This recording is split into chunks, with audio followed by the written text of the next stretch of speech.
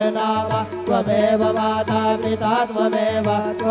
बन्धु सखा त्वमेव विद्या द्रविणं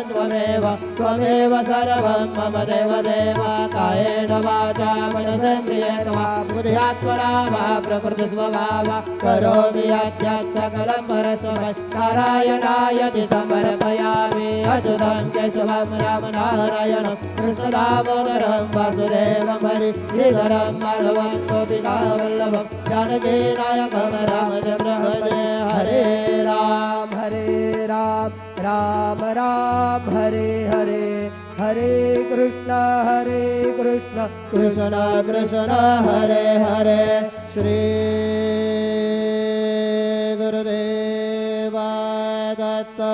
हरि ओम यज्ञेन यज्ञमयजन्त देवा स्थानि धर्माणि प्रथमान्यासन्